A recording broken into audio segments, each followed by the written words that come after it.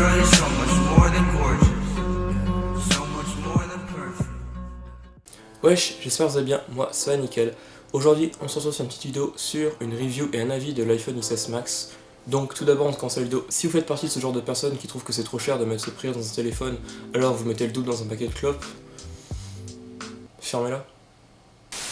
Du coup on part sur une petite review de l'iPhone XS Max, donc ça va être juste un avis, ça engage que moi, et la vidéo va être assez brouillon vu que j'ai juste mes notes sur mon téléphone et je vais parler de ce qu'il y a de bien, ce qu'il y a de mauvais, et je vais pas tout faire dans l'ordre. Du coup pour pas changer des bonnes habitudes, c'est parti avec l'intro.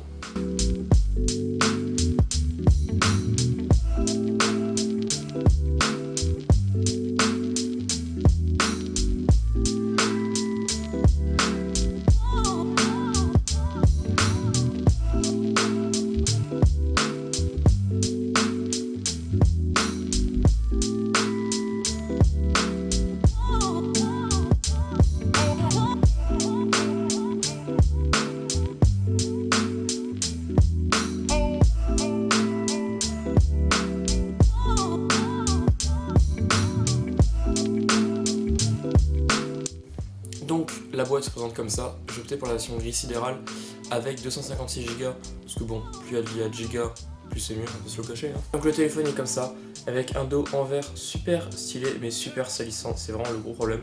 Mais bon, ça fait office de petit miroir si vous en avez pas un sur. Mais ça a deux gros points noirs. C'est la première, c'est que c'est super salissant, les traces de doigts se voient gavées. Et la deuxième, c'est que ça casse le verre. L'avant est comme ça, le téléphone est super joli, l'écran est super propre, donc c'est un écran OLED de 6.3 pouces, l'écran est vraiment grand. Moi qui ai de grandes mains, j'ai du mal à aller chercher le centre des notifications en haut, du coup c'est vraiment un téléphone à utiliser avec les deux mains, genre vraiment c'est primordial, genre avec une main vous n'arriverez pas, à moins d'avoir des doigts très grands. C'est mon premier iPhone, c'est mon tout premier achat d'un iPhone, j'ai toujours été chez Samsung toute ma vie, et j'avais de grosses appréhensions à l'idée de passer chez Apple. Et nom de Dieu, je crois que jamais je repasse chez Samsung, vraiment. Donc je rends mes notes, voilà. Le téléphone est ultra fluide, les mouvements de l'iPhone X, c'est-à-dire de balayer comme ça, de bouger entre les applications, c'est vraiment, c'est pépite. Genre il n'y a rien à dire, c'est super simpliste, super fluide. Il y a une grande simplicité dans tous les mouvements, c'est super intuitif, voilà. C'est intuitif de ouf. Ensuite le Face ID, sans déconner c'est juste bluffant.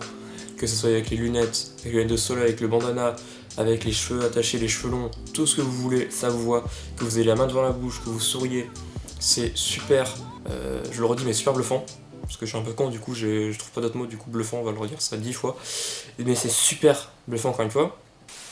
Le 3D Touch que je découvre, vu que j'ai jamais eu d'iPhone, 3D Touch pareil, au début je pensais que ça allait être un peu accessoire et tout, et finalement c'est hyper intuitif, ça sert partout, que ce soit pour ouvrir les messages plus vite, pour voir telle ou telle option sur une application, enfin c'est juste ouf.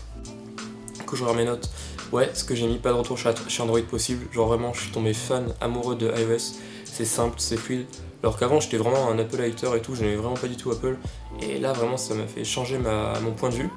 Ensuite, j'ai marqué écran très agréable, écran grand, et j'ai mis entre parenthèses trop grand. Perso, j'adore l'écran de téléphone, je vais pas m'en plaindre, mais c'est vrai que ça a des petits doigts, c'est oublié. Hein. Si moi j'arrive pas à chercher le centre des notifications tout en haut, c'est qu'il est vraiment grand. Voilà, donc j'ai mis que le centre de contrôle, on l'utilisait plus, vu qu'il faut aller chercher en haut, alors qu'avant c'était en bas, mais vu qu'en bas ça nous fait couper le téléphone, enfin ça nous fait couper la page, on s'en sert plus du tout. Le son du téléphone, il est très bon et très fort. J'ai fait le test avec un pote sur son iPhone 7, on avait l'impression limite que son iPhone était bridé parce que le son sur lui il est vraiment ouf, ça gueule vraiment, genre un truc de ouf comparé au 7 qui lui est vraiment bas. Ensuite la batterie, alors je vois beaucoup de vidéos et tout qui parlent de la batterie, elle est géniale et tout, et je l'ai pas trouvé si ouf que ça. Je fais que de m'en plaindre H24, la batterie tient une journée entière, ce qui est quand même vachement cool, mais peut-être c'est moi qui suis maniaque et tout, dès que je vois qu'il y a 1% qui baisse et tout ça me fait flipper. Mais je l'ai pas trouvé si ouf que ça, mais elle reste quand même très bien, elle dure la journée entière. Ensuite, les photos, vous aurez des images et tout, des photos. Merci Xbox. Du coup, les photos, je vous mettrai des images et tout qui défileront des photos que j'ai faites. Les photos sont magnifiques, ça, y a vraiment pas à chier. Le mode portrait et le mode portrait en selfie, pareil, c'est juste ouf. Vous mettrez des photos qui défilent et tout. Le fait de pouvoir modifier ça, mettre un fond noir, mettre une lumière un éclairage de studio et tout. C'est juste franchement c'est nickel. Pareil, les ralentis, j'ai mis les ralentis impressionnants. Les vidéos ralenties en 60 fps, c'est sans déconner, c'est ouf. Et donc édition des photos avec le mode portrait, parce que je parlais de pouvoir mettre le flou, pouvoir régler le flou d'arrière-plan et tout, c'est super ouf. Et le petit point noir, c'est pas vraiment un point noir, le téléphone je l'avais précommandé sur apple.com en me disant ouais c'est Apple et tout, c'est pistofiel, ça va forcément bien passer. Le téléphone en fait il est jamais arrivé. J'ai eu un message d'Apple me disant que la commande était annulée et qu'il fallait que je les appelle. Au début je commençais à stresser parce que je trouvais que c'était un fake et tout, j'appelle le service client et apparemment la commande aurait été annulée parce que la banque n'aurait pas envoyé les sous. Là tout de suite t'appelles la banque te dit qu'Apple n'a pas envoyé la facture. Toi t'es là comme ça, j'écoute qui, je fais quoi. Du coup au final ça m'a saoulé, je l'ai commandé chez Boulanger. Mais donc du coup je suis un peu déçu par pas le service client mais par d'avoir acheté le téléphone chez Apple et de ne pas l'avoir reçu, que ça avait fait plein de merde et tout. Du coup je saurais à l'avenir d'acheter soit en magasin, ce qui était pas possible vu qu'il fallait le précommander, soit dans d'autres boutiques de revendeurs. On va quand même montrer un peu le téléphone parce qu'on l'a pas beaucoup montré. Alors la mise au point elle est manuelle, du coup elle se fera pas, ce qui est dommage. Vous voyez j'ai installé vite fait quelques petites apps pas mal, StockX, Supreme, Goat et tout. Justement je vais faire une vidéo sur StockX, ou StockX, dans pas longtemps. Ce qui est faux, parce qu'elle prend assez de temps, parce que ça va être une grosse vidéo. J'aimerais bien qu'elle dure dans les 15 minutes et tout. Faire un truc assez argumentatif en se basant sur les avis des gens et tout. Sur est-ce que StockX, ça vaut le coup d'acheter sur StockX, oui ou non.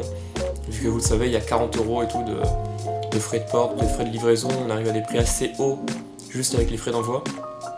Du coup, il y aura sûrement une vidéo sur ça, une grosse vidéo assez travaillée, qui va sortir dans pas longtemps.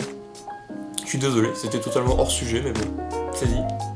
C'est à peu près tout de ce qui est pour mon avis, parce que comme je vous l'ai dit, je ne suis pas un pro Apple qui va tout connaître d'Apple et tout. Là je vous fais vraiment un avis à chaud du téléphone après moins d'un mois d'utilisation, que vous ayez l'avis de quelqu'un extérieur à Apple qui découvre tout juste les iPhones, et pour avoir mon avis. Merci de se répéter, c'est génial. Du coup, si je vous le conseille, c'est un certain budget, à se le cacher, c'est dans les 1400-1500 €, c'est un certain prix. Si vous avez les sous, foncez. Ça je le dis à chaque fois, mais si vous avez les sous, faites-vous plaisir. Et parce qu'il vaut vraiment le coup, il est vraiment cool. Après, de ce que j'ai vu, etc., si vous avez déjà un iPhone X, c'est à peu près la même chose, à part qu'il est plus grand. Du coup, ça vaut pas vraiment le coup de dépenser autant si vous avez déjà l'iPhone X.